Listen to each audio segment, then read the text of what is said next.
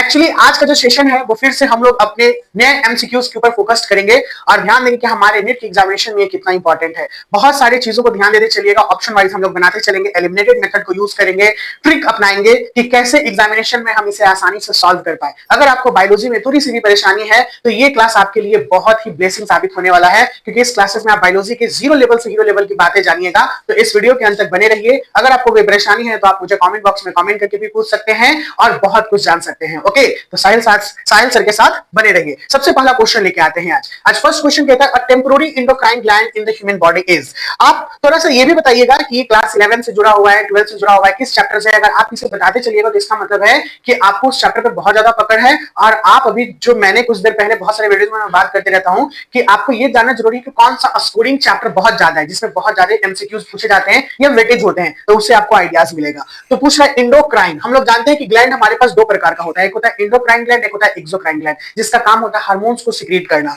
यहाँ पर तो ग्लैंड का काम है हार्मोन को सिक्रीट करना, लेकिन बोल रहे टेम्पोररी इंडोक्राइन ग्लैंड कौन होगा। टेम्पोररी यानी कुछ समय के लिए काम करता है, कुछ समय के लिए नहीं काम करेगा, परमानेंट नहीं है। ओके, और ह्यूमन बॉडी में, तो ह्यूमन बॉडी में एक टेम्पोररी इंडोक्राइन ग्लैंड होगा। क्या पीनियल ग्लैंड है? पीनियल ग्लैंड तो परमानेंट ग्लैंड होता है भैया, तो ये तो होगा नहीं। कॉर्पस कार्डियक है, कॉर्पस कार्डियक क्या होता है ये आप लोग बताइएगा मुझे, ये भी नहीं होगा। कॉर्पस अलेटम क्या होता है ये भी आप बताइएगा। हालांकि इसका आंसर हो जाएगा आपका कॉर्पस लिटियम, ऑप्शन नंबर सी। क्या हो गया? ऑप्शन नंबर सी, कॉर्पस लिटियम आपका आंसर हो जाएगा। कॉर्पस लिटियम का काम क्या है ये आप लोग कमेंट बॉक्स में बताइए, क्योंकि मैंने बहुत सारे सेशन लिए हैं जिसमें इन सबको इतना भव्य तरीके से बहुत बखूबी चर्चाएं की गई है कि मैं अभी क्या करूं। हालांकि कॉर्पस लिटियम किससे जुड़ा हुआ है ये आप बस इतना बता दीजिए। चलिए मैं ही बता देता हूं। कॉर्पस लिटियम आपका मेंस्ट्रुएशन से जुड़ा हुआ टॉपिक है। किससे जुड़ा हुआ है? मेंस्ट्रुएशन। ओके, चलिए अब ये तो पता चल गया कि मेंस्ट्रुएशन से क्या काम होता है, ये आपको बताना है। Come to the next question, question number 2। This is capacitation occurs. Capacitation किसमें अकर होता है भाई? कैपेसिटेशन क्या होता है? कैपेसिटेशन का काम क्या है? कैपेसिटी क्षमता क्या होता है? कैपेसिटी क्षमता। और ये कैपेसिटेशन सेम वर्ड है क्या कि अलग है? तो ये रिटेस्टिस किसका पार्ट है? मेल का। एपिडाइडिमिस किसका पार्ट है? मेल का। वास डिफरेंस किसका पार्ट है? मेल का। लेकिन यहाँ पर तीनों मेल के बजाय फिर एक फाइनली हमारे पास फीमेल दे देता है। क्या दे देता है? फीमेल दे देता है। तो आप देखिए तीन मेल का पार्ट दिया, एक फीमेल रिप्रोडक्टिव ट्रैक्ट दे दिया है। क्या दे दिया है? ट्रैक्ट। तो वास डिफरेंस, एपिडाइडिमिस और रिटेस्टिस सबका काम है स्पर्म से रिलेटेड। किससे रिलेटेड? स्पर्म से। और जब स्पर्म जहां पे जाता है स्टोर्ड होके या फिर वेट करता है या रुकता है, ये आपका टॉपिक हो जाएगा कैपेसिटेशन से। ओके, तो आप यहां पर मुझे बताइए कि ये ऑप्शन सही है? हाँ जी, बिल्कुल सही है।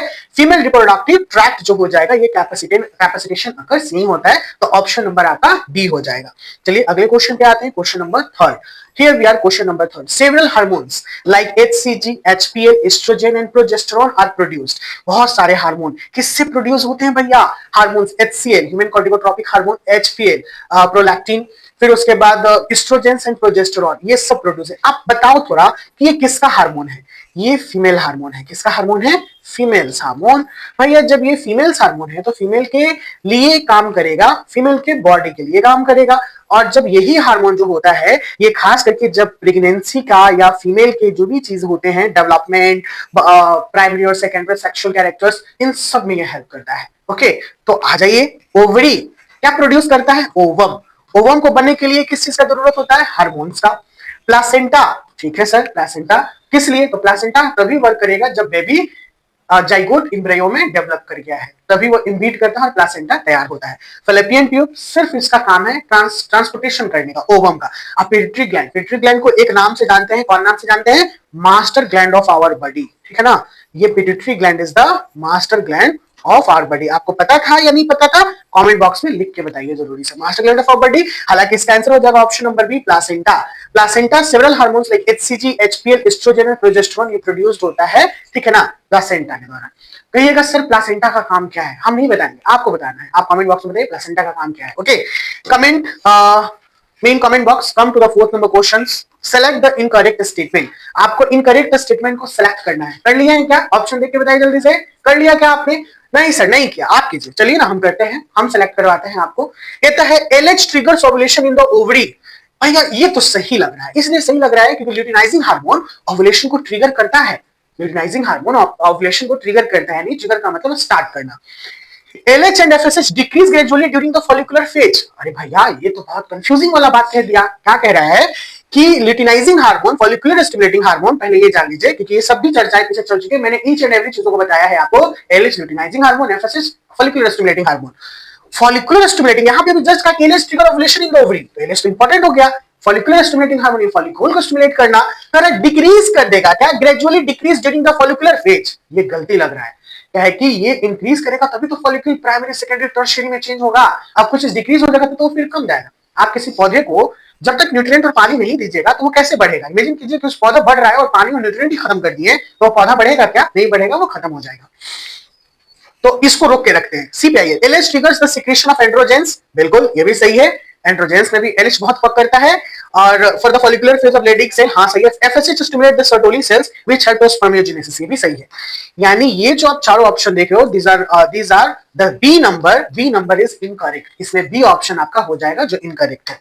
Come to the next question, question number 5। Here we are, foetal ejection reflex. वाह क्या क्वेश्चन है, तगड़ा तगड़ा क्वेश्चन है। Foetal ejection reflex in human females is induced by, यानी जो फीटल का, फीटस जब बेबी इम्ब्रेयो जो बेबी में डेवलपमेंट हो गया वो वूम्ब में है, अब टाइम पीरियड हो गया, जेस्टेशन पीरियड इज कंप्लीट, अब उसे इजेक्ट करना है, बाहर आना है, तो यहाँ पे किस रिफ्लेक्स के द्वारा फीमेल में इंड्यूस करेगा, क्या होगा यहाँ पर? ओके, तो डिफरेंशिएशन ऑफ मेमोरी ग्लैंड, इससे क्या फर्क पड़ता है फीटल इजेक्शन रिफ्लेक्स में?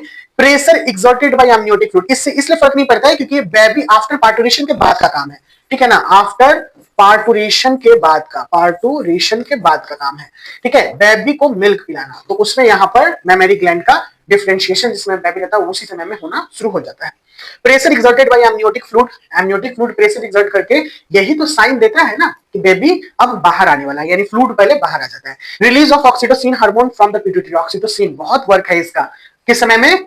किस समय में? बेबी इजेक्शन के समय में। लेकिन जो इंड्यूस्ड होता है fully developed foetus and placenta, जब ये हो जाएगा तो ये आपके अंदर से एक आवाज आने लगती है या फीलिंग आने लगेगा। ये सारे हालांकि जुड़े हुए हैं लेकिन आपका आंसर हो जाएगा D, fully development foetus and placenta. ये प्लासेंटा का वर्क हो जाता है क्योंकि अभी जस्ट आप मैंने प्लासेंटा से आपको क्वेश्चन बताया, तो इसी का वर्क हो जाता है, प्लासेंटल मूवमेंट होने लगेगा और वो फिर आगे की तरफ बेबी बाहर की तरफ आने लगता है तो उसको इजेक्शन कहते हैं। तो आपका ऑप्शन नंबर डी हो जाएगा, foetal ejection reflex in human female is induced by fully developed foetus and placenta. Come to the 6 number question, लंबा लंबा क्वेश्चन है नहीं। Which of the following is the most likely root cause of why menstruation is not taking place in the regularly cycling human female? अगर human female में regular cycle में menstruation नहीं होता है तो क्या इंडिकेट करेगा? पहला इंडिकेट है कि सर वो प्रेग्नेंट है, यानी वो अब कंसीव कर चुकी है, स्पर्म और ओवम का मिलान हो गया, जाइगोट बन गया। देखिए ऐसा कुछ है क्या? ऐसा तो एक जब retention of cell development corpus luteum, नहीं बिल्कुल नहीं। फर्टिलाइजेशन ऑफ द ओवम, हाँ ये है, जब ओवम फर्टिलाइज्ड हो जाएगा यानी ओवम प्लस स्पर्म मिलेगा, इसी को जाइगोट बोलते हैं, तो ये ओवम फर्टिलाइज्ड हो गया है, तो ये ऑप्शन हो जाएगा मेंस्ट्रुएशन का स्टॉप का, यानी यहाँ पे मेंस्ट्रुएशन रुक जाएगा। Maintenance of the hypertrophic endometrium lining और maintenance of the high concentration of sex hormone in the blood stream, नहीं, ये आपका ऑप्शन नंबर बी हो जाएगा, फर्टिलाइजेशन ऑफ द ओवम, जो कि मेंस्ट्रुएशन साइकिल को ये स्टॉप कर देता है, रुक देता है। क्वेश्चन नंबर 7, चल रहा है ना वीडियो, ये वाला वीडियो चल रहा है 10 मिनट आपके पास, 10 minute. Fertilisation in humans is practically feasibly बल्ली, fertilisation in human is practically feasibly बल्ली, ठीक है। क्वेश्चन क्या दे रहा है? क्वेश्चन दे रहा है 4 ऑप्शन यहाँ पर, the ovum and sperm are transported simultaneously at the ampullary isthmic junction और फर्टिलाइजेशन हैपेंस, यानी क्वेश्चन ही पूछ रहा है आपका कि fertilisation in human is practically feasibly बल्ली, यानी ह्यूमन में फर्टिलाइजेशन कब होता है प्रैक्टिकली सोचा जाए, तो ऑप्शन नंबर आपका जो ए है यही आंसर है, the ovum and the sperm are transported simultaneously, यानी ओवम जो है और स्पर्म एक समय में दोनों बराबर मिलने चाहिए, समय के साथ मिलने चाहिए। ये कहां मिलेगा? एम्पुलरी स्टमक जंक्शन पे मिलता है, फेलोपियन ट्यूब का कहां मिलता है? फेलोपियन ट्यूब के एम्पुलरी स्टमक जंक्शन पे। स्पर्म जो है वजाइना से ट्रैवल करते हुए आगे की तरफ आता है, सर्विक्स से होते हुए यूटेरस से होते हुए वो फिर एंट्री करता है कहां पे? फेलोपियन ट्यूब के सबसे पहले पार्ट में, और आपका ओवम भी ट्रैवल करते हुए सिलियरी मसल्स के द्वारा वो आगे की तरफ बढ़ता है और यहाँ पे फर्टिलाइजेशन हो जाता है, तो यही होगा। बाकी सब ऑप्शन को हम लोग काटते हैं क्योंकि उतना पढ़ने की जरूरत नहीं है, हमारा आंसर मिल गया है। Question number 8, central body of the ovule is called, यानी सॉरी ओव्यूल का सेंट्रल बॉडी को हम लोग क्या कहते हैं? देखिए ये ओव्यूल है और इसी के बाद में एक क्या पाया जाता है? न्यूसेलस, क्या पाया जाता है? न्यूसेलस। ये किससे है? ये फ्लावर से लिया गया है, ओके, तो आपका आंसर हो जाएगा option number B. Come to the next question, 9 number, movement of the non motile male gamete up to the female gamete is known as, वाह, नॉन मोटाइल गैमेट। चलिए, नॉन मोटाइल गैमेट जो होता है mail, इसको हम लोग क्या कहते हैं, up to the female gamete is known as, इसको कहते हैं सिफोनोगैमी। क्या कहते हैं? सिफोनोगैमी। ओके, यहाँ पे ये नहीं है, पहला number siphonogamy. And come to the last 10 number question for the today session. Embryo sac is, embryo sac क्या होता है दोस्तों? एम्ब्रायो सैक क्या होता है सर? फीमेल गैमेटोफाइट होता है। Embryo sac is what? Female gametophyte. Megasporangium, इससे मेगास्पोरोजेनेसिस के दौरान में फीमेल गैमेटोफाइट बनता है। फीमेल गैमेट मेगास्पोर, मेगास्पोरेंजियम ना होके फीमेल गैमेटोफाइट होता है। 11 most common type of ovule in an angiosperm is, angiosperm में सबसे मोस्ट कॉमन ओव्यूल कौन सा होता है? तो ये होता है anatropous ovule. Option number B हो जाएगा। क्या होता है? एनाट्रोपस ओव्यूल जो होगा वो मोस्ट कॉमन एंजियोस्पर्मिक प्लांट का ओव्यूल होता है, याद रखिएगा, anatropous ovule. Come to the next question, question number 12। क्वेश्चन कहता है कि for the formation of 50 seed, यानी 50 सीड के फॉर्मेशन के लिए, कितने सीड के फॉर्मेशन के लिए? 50 सीड के फॉर्मेशन के लिए हाउ मेनी मिनिमम, यानी कम से कम मियोटिक डिविजन्स होने चाहिए? कितने मिनिमम मियोटिक डिविजन्स होने चाहिए 50 सीड के लिए? आर नेसेसरी, जरूरी है। तो हम लोग जानते हैं डिवीजन दो प्रकार का होता है, एक होता है माइटोसिस और दूसरा होता है मियोसिस। ठीक है, तो ये मियोटिक डिवीजन जो है ये इसी मियोसिस के लिए आ रहा है, और मियोसिस का मतलब होता है रिडक्शनल डिवीजन, यानी कम हो जाना, और माइटोसिस का मतलब होता है इक्वेशनल डिवीजन। कितना डिवीजन? इक्वेशनल। तो इसका आंसर हो जाएगा 63। क्या हो जाएगा? 63। 50 सीड को बनने के लिए मिनिमम मियोटिक डिवीजन कितना होना चाहिए? 63। Option number B. क्यों 63 होना चाहिए? चलिए आपको थोड़ा एक्सप्लेन मैं कर दूं इस बात को। देखिए 50 मियोटिक डिवीजन के लिए, 50 मियोटिक डिवीजन के लिए विल गिव 50 एग सेल। तो 50 मियोटिक डिवीजन कितना एग सेल को देगा? 50 एग सेल को देगा, यानी 50 एग सेल हमें मिला। ओके, 50 मियोटिक डिवीजन कहता है कि and in the male gametophyte 50 gametes can be produced in 13 meiotic division. तो मेल गैमेटोफाइट जो बनता है, ये मेल गैमेटोफाइट, ये क्या कहा कि 52 गैमेट्स बनने के लिए, 52 गैमेट्स बनने के लिए कितना? 13 मियोटिक डिवीजन होगा। कितना मियोटिक डिवीजन होगा? 13 मियोटिक डिवीजन होगा। So the total number of meiotic division, जो पूरा मियोटिक डिवीजन होगा वो कितना होगा? तो 50 एग सेल के लिए कितना हो गया? 50, और 52 गैमेट के लिए यहां पर 13 मियोटिक डिवीजन आया। तो 50 जाइगोट इक्वल टू, अगर रिक्वायर्ड टू 50 जाइगोट बनेगा तो हमें कितना मियोटिक डिवीजन की जरूरत पड़ेगी? तो इधर 50 हो गया था और इधर 13 हो गया था। व्हेन यू ऐड 50 प्लस 13 कितना हो गया? 63। समझ में आया? टोटल मियोटिक डिवीजन के बारे में बात कर रहा है। So each zygote will lead to the formation of one seed, और हर एक जाइगोट एक सीड का फॉर्मेशन करेगा। तो वो 13 से, इसीलिए करेक्ट ऑप्शन क्या हो गया? 13। चलिए, आपने क्वेश्चन क्या देखा था? क्या पूछ रहा था? Formation of 50 seed. और सीड का मतलब क्या होता है? सीड का मतलब होता है फर्टिलाइज्ड ओव्यूल। कितना ओव्यूल? क्या? Fertilised ovule. इसका मतलब है कि ये ओव्यूल में मेल गैमेटोफाइट भी मिलेगा। क्या मिलेगा? Male gametophyte plus female gametophyte से, जो कि एम्ब्रियो सैक होता है, फीमेल गैमेटोफाइट। तो मेल गैमेटोफाइट को हम लोग क्या कहते हैं? हम लोग कहते हैं pollen grain. Okay, pollen grain male gametophyte को। और ये कितना बना? 13 बना। फीमेल गैमेटोफाइट यानी 50 एग सेल, एग ही होता है, प्लस 50 टोटल, जब ये इसको क्या करेगा?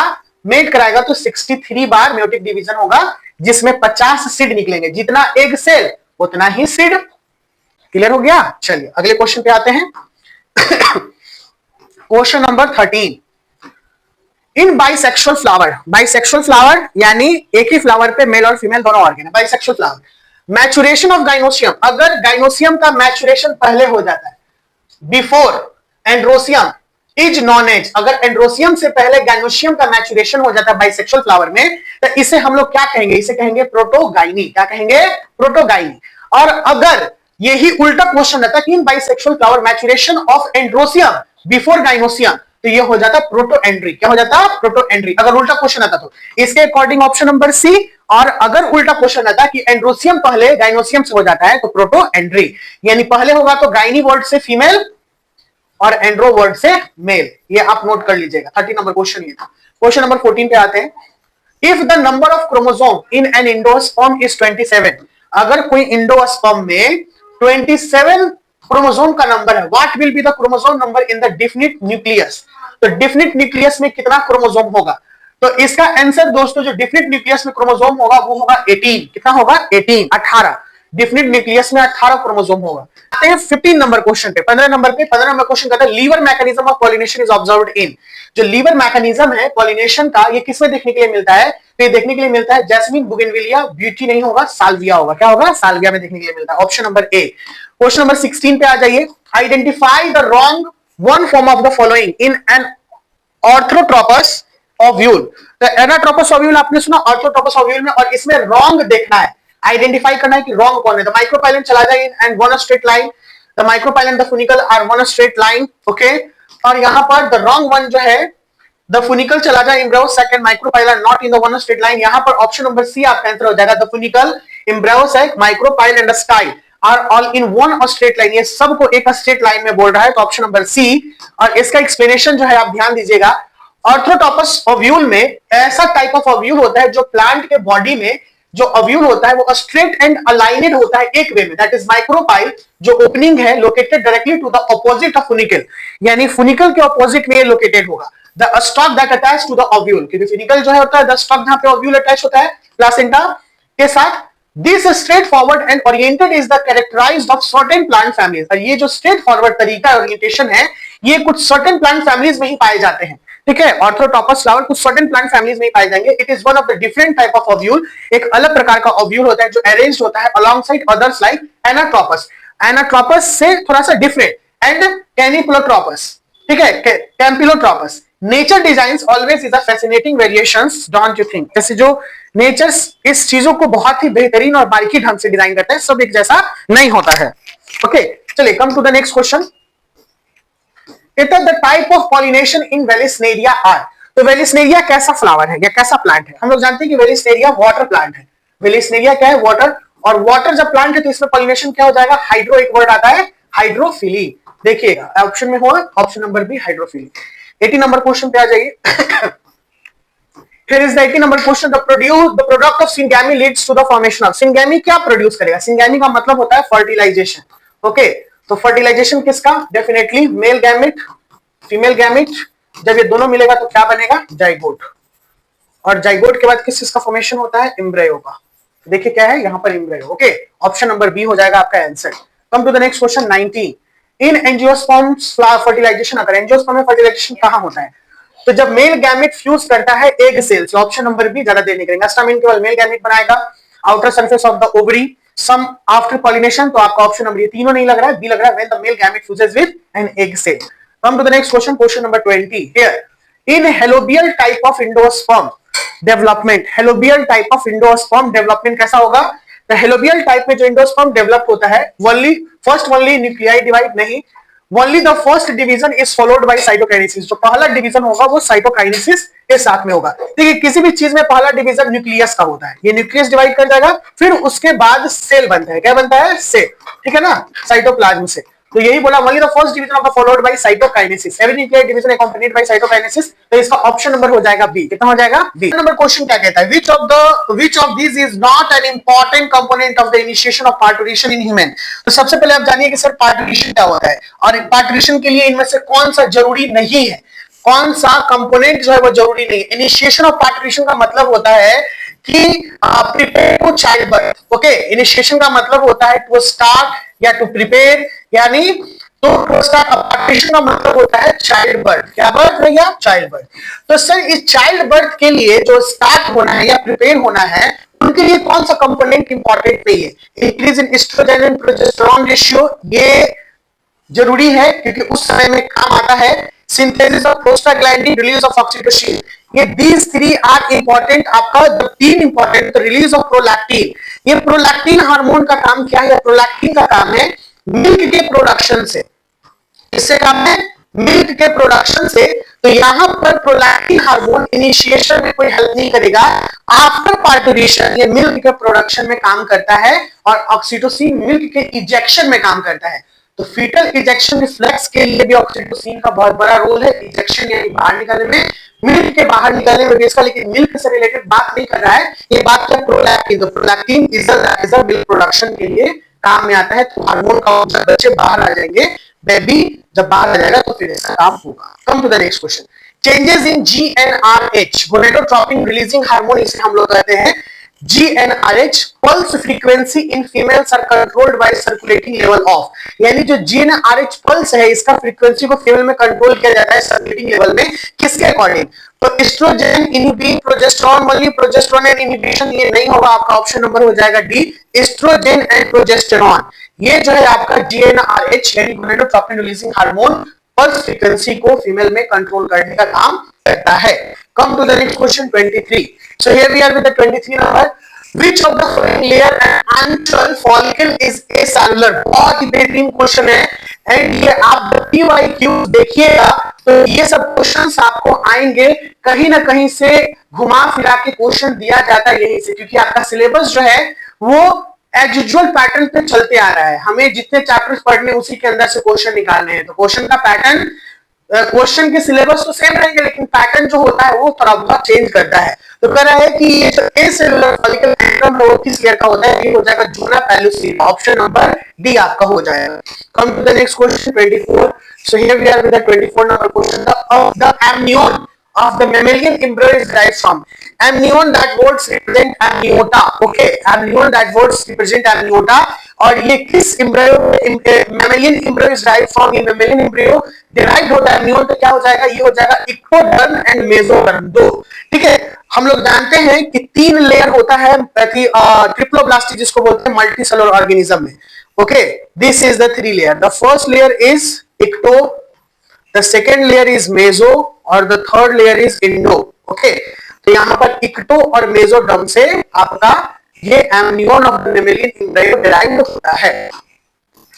कम to the 25 number question. Hormones secreted by the placenta to maintain pregnancy are, जो हार्मोन प्लासेंटा के द्वारा सीक्रेट किया जाएगा जो प्रेगनेंसी के मेंटेन के लिए जरूरी होता है, वो कौन होगा? HCl, human chorionic gonadotropin, HPL, आप नाम याद कर लीजिएगा, इसे बहुत जरूरी है, human chorionic gonadotropin, HPL human prolactin, lactogen, progesterone और एस्ट्रोजेंस। आपका ऑप्शन ए जो होगा यही आंसर होगा, बाकी और नहीं होगा। HCl, HPL, प्रोजेस्टेरॉन और estrogen, that is help the, these are the hormone that help placental maintaining of pregnancy. Come to the next question 26.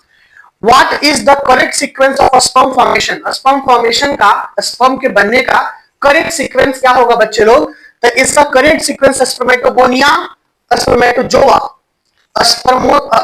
Spermatocyte और स्पर्मेटिड नहीं।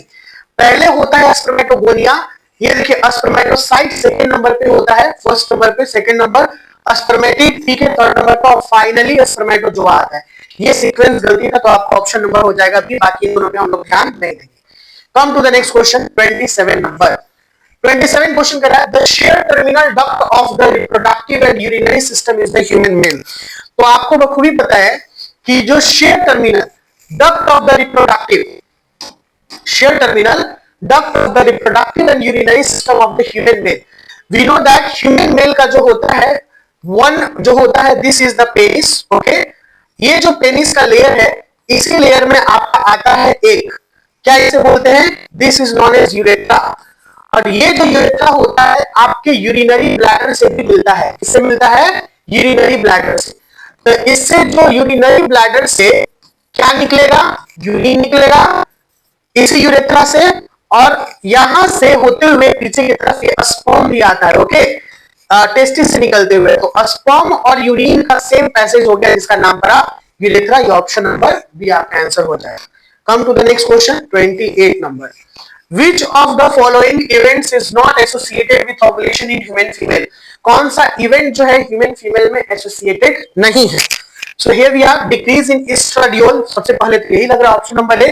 Full development of graphic follicle event जुड़ा हुआ है, release of secondary oocyte event जुड़ा हुआ, और LH surge. तो ये डिक्रीज ऑफ एस्ट्राडियोल ये नहीं है, तो इसीलिए आप ऑप्शन नंबर ए मारिएगा। 29 number question, what happens during fertilisation in human after many sperm reach close to the ovum? जब ओवम के पास बहुत सारे अगर स्पर्म आते हैं, ओके, बहुत सारे अगर स्पर्म आते हैं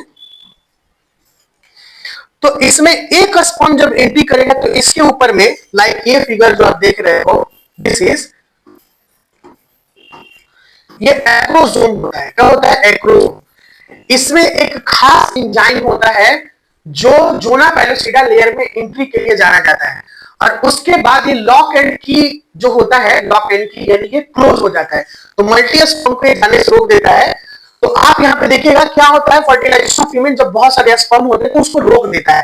तो देखिए option secretion of acrosome, acrosome का सिक्रीशन हुआ, help one sperm enter to the cytoplasm, ठीक है, cytoplasm enter of the sperm through zona pellucida. तो ये ऑप्शन सी दे रहा है, बाकी सबको वो रोक देता है। क्या कर देता है? सबको, all sperm except one nearest to ovum lose their tail. नहीं, बिल्कुल नहीं, टेल यूज करेगा, आपका ऑप्शन नंबर नहीं है। आइए come to the 30 number question. In human female the blastocyst, human female blastocyst क्या है? ये ब्लास्टोसिस्ट फाइनल एम्ब्रियो का स्टेज, मतलब प्राइमरी एम्ब्रियो का स्टेज होता है। फाइनल एम्ब्रियो तो बेबी बन गया, प्राइमरी एम्ब्रियो का स्टेज होता है जैसे इम्बीड होना होता है किसमें? एंडोमेट्रियम वॉल में, और वहां से फिर प्लासेंटा तैयार होता है और एम्ब्रियो का डेवलपमेंट शुरू हो जाता है। मोरुला ब्लास्टुला ब्लास्टोसिस्ट, ठीक है, इस तरीके से आपका ये डेवलपमेंट होता है। तो ब्लास्टोसिस्ट जो है, for placenta even before plant, नहीं, get implanted in uterus stage after ovulation, नहीं, ओवुलेशन के 3 दिन के बाद कैसे हो जाएगा? ओवम ही रहेगा जब तक फर्टिलाइज नहीं होगा, ब्लास्टोसिस्ट नहीं करेगा।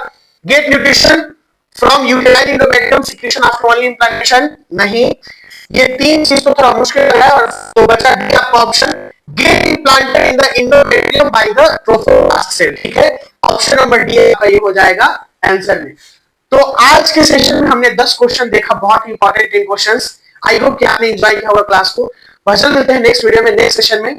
इसी तरीके से बने रहने के लिए चैनल को सब्सक्राइब कर लीजिएगा, बेल आइकन को प्रेस कर दीजिएगा ताकि सारे अपडेट्स आपको मिलते रहे। बहुत मिलते हैं, bye bye, take care, see you soon.